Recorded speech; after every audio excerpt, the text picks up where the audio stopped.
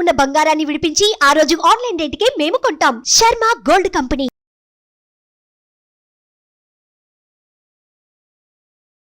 నమస్కారం, సుమన్ టీవీ ప్రేక్షకులకు స్వాగతం.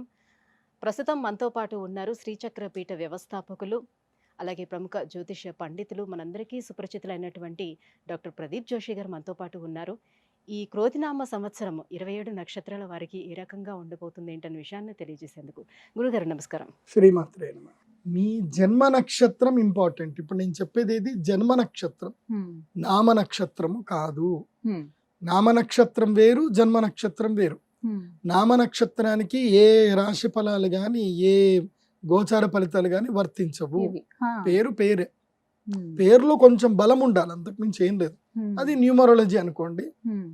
మిగతాదంతా కూడా ఇప్పుడు నేను చెప్పేటువంటి నక్షత్ర ఫలితాలు ఏవవుతున్నాయి నామ నక్షత్రాన్ని బట్టి, సారీ నేను చెప్పేటువంటి పరీక్ష ఏవైతే నక్షత్ర ఫలితాలు ఏవైతున్నాయో ఇవి జన్మ నక్షత్రం అయితే తెలుసుకోవాలి. మీ జన్మ నక్షత్రం మీకు తెలియదంటే నా వెబ్సైట్కి విజిట్ అవ్వండి. అక్కడ మీ date of birth, time, place అన్ని కూడా ఎంటర్ చేయండి. మీకు మీ యొక్క జాతకం మీకు ఈమెయిల్లో PDF రూపంలో వస్తుంది. ఇది 500 పేజీలకు పైగా వస్తుంది. డే టు డే రిపోర్ట్ తో సహా వస్తుంది. అంటే ఈ రోజు ఏం జరగబోతుంది, రేపు ఏం జరగబోతుంది అనేది సూచన ప్రాయంగా డే టు డే రిపోర్ట్ తో సహా వస్తుంది. సో అది మీరు స్వీకరించవచ్చు. మీ జన్మ నక్షత్రం అక్కడ నుంచి తెలుసుకోండి. పేర్లను బట్టి ఇప్పుడు శ్రీనివాస్ అని పేరు ఉంటుంది, అందరూ తులారాశి అని చెప్పేస్తారు. కాదు. ఇప్పుడు వెంకటేష్ అంటారు, వేవో కాకి మృగశిర నక్షత్రము అంటే ఇది మిథున రాశి అని చెప్పేస్తారు. కాదు. సో ఇలా పేరును బట్టి మీరు రాశులు చెప్పుకోకండి, నక్షత్రాలు చెప్పుకోకండి, దాని ఫలితాలు ఉండవు. సో ఇప్పుడు ఈ సంవత్సరము క్రోధినామ సంవత్సరంలో ఒక్కొక్క నక్షత్రం వారికి ఎలా ఫలితాలు ఉన్నాయో చెప్తాను. అందరూ జాగ్రత్తగా వినండి. మీ జన్మ నక్షత్రాన్ని బట్టి మీరు నోట్స్ రాసుకోండి. గురుగారు, ఈ క్రోధినామ సంవత్సరం ధనిష్ట నక్షత్రం వాళ్ళకి ఎలా ఉండబోతుంది? శ్రీ గురుభ్యో నమః. శ్రీమాత్రే. ధనిష్ట నక్షత్రం గా గీ గు గే ధనిష్ట. ఈ ధనిష్ట నక్షత్ర జాతకులకి ఏంటంటే వీళ్ళకు కూడా బద్ధకరత్న అవార్డు ఇవ్వచ్చు. వాళ్ళకి విపరీతమైన బద్ధకం, ఏ పనులు చేయలేరు. వీళ్ళకి ఏంటంటే ఎవరైనా ఒకళ్ళు వీళ్ళని దగ్గర తీసుకొని ప్రేమగా చూసుకుంటున్నారు అంటే ఇంకా వీళ్ళు ప్రపంచం మర్చిపోతారు, ఇంకా వాళ్ళ మీద డిపెండ్ అయిపోతారు. ఇంకా నా గురించి నేను ఇవి అవడం ఆలోచించడం మానేస్తారు వీళ్ళు. సీతమ్మ వారి నక్షత్రం కూడా ఇదే నక్షత్రం. సీతమ్మ అంతే, రాముణ్ణి నమ్మింది, అయిపోయింది, అన్ని మర్చిపోయింది. రావణాసురుడు వచ్చాడు, గడప దాటమన్నాడు, ఏమో మా ఆయన ఉన్నాడు కదా అనుకున్నాడు, పోయింది, ఇబ్బంది. సో ధనిష్ట నక్షత్రం వారు ఏంటంటే నమ్మితే గుడ్డిగా నమ్మేసి అలా ఉండిపోతారు. అంతే నమ్మిస్తారు వీళ్ళు మొత్తం ఇచ్చేస్తారు.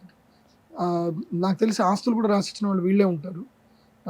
ఇప్పుడు ఉదాహరణకి ఎవరైనా అమ్మాయిని ప్రేమించారు, ఒక అమ్మాయి బాగుంది, ఇంకా పెళ్ళాం పేరు మీద ఆస్తులు కొనిస్తారు వీళ్ళు, ఇంకా మొత్తం జీవితం వాడి చేతిలో పెట్టేస్తారు. అలాంటి వాళ్ళు ఉంటారు. ధనే నిష్ఠా భవతి ఇది ధనిష్ట అంటే ధనము యందు తర్వాత వ్యవహార యందు నిష్ఠ కలిగి ఉంటారు. ఇప్పుడు నిజాయితీ కలిగి రిలేషన్షిప్స్లో నిజాయితీగా ఉంటారు చూడండి, మల్టిపుల్ రిలేషన్స్ లేకుండా. ఆ ఉండే వాళ్ళల్లో దాదాపుగా 70 మంది వీళ్ళే ఉంటారు. అంటే నిజాయితీగా ఉంటారు. ఒక రిలేషన్షిప్స్ లో ఉంటే వాళ్ళతోటి రిలేషన్షిప్ చాలా అట్లా నిజాయితీ ఉంటారు వీళ్ళు. వీళ్ళకి అంత లస్ట్ ఉండదు, అంత జీవితం మీద పెద్దగా ఆలోచన ఉండవు. కాకపోతే కోపం బాగుంటుంది వీళ్ళకి. వాగుడుకాయలు వీళ్ళు, విపరీతమైన వాగుడుకాయలు, కోపం కూడా అలాగే ఉంటుంది. మాటలు అనేస్తారు, చేస్తారు, తర్వాత ఆర్గ్యుమెంట్స్ కూడా చేసుకుంటారు కొంతమంది. వీళ్ళకి మాత్రం ఈ సంవత్సరము భూయోగం ఉంది. భూమి యోగము, ధనయోగము, రాజపూజ్య యోగము, రాజయోగము, విద్యాయోగము, ఈ యోగాలన్నీ కూడా ధనిష్ట నక్షత్రం వరకు ఈ సంవత్సరం. సో వీళ్ళు ఈ సంవత్సరం మంచి యోగ జాతకులు అవుతారు. ఈ సంవత్సరం ఎవరైనా ఉంటే ధనిష్ట నక్షత్ర జాతకులు ఎక్స్ప్లోర్ అవ్వండి, ఇంట్లోనే ఉండకండి. ఇందాక నేను చెప్పాను మీరు ఎవరి మీద డిపెండ్ అయి ఉంటారు అని చెప్పాను. సో అది కాదు గురుగారు, మేము డిపెండ్ అయి ఉండము, మా కాళ్ళ మీద మేము నిలబెడతాము అని చెప్పి మీరు నాకు చేసి చూపించండి. ఇంకోటి ఏంటంటే వీళ్ళకి రూట్ ఫోబియా ఉంటుంది.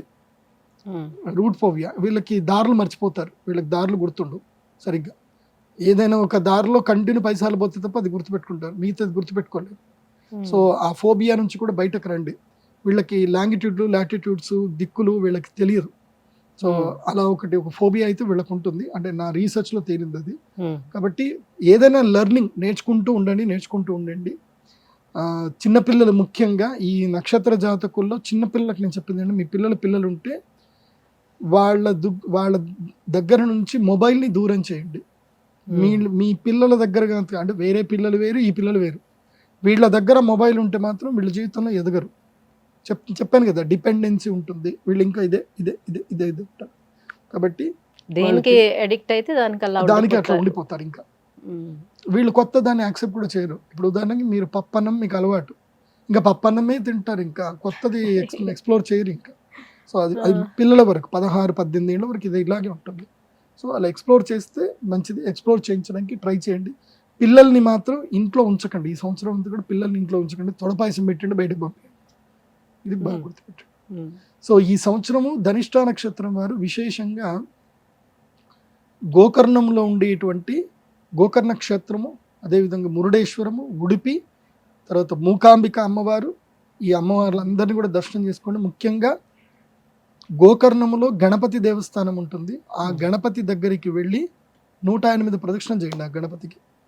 లేదా అక్కడనే గణపతి దేవస్థానం కూర్చొని ఓం గం గణపతయే నమః అనే మంత్రాన్ని 108 సార్లు గట్టిగా చదవండి. బాగుంటుంది. ధన్యవాదాలు గురుగారు. సుమన్ టీవీలో మీ పర్సనల్ అండ్ బిజినెస్ ప్రమోషన్స్ కోసం కింది నెంబర్కి కాంటాక్ట్ చేయండి.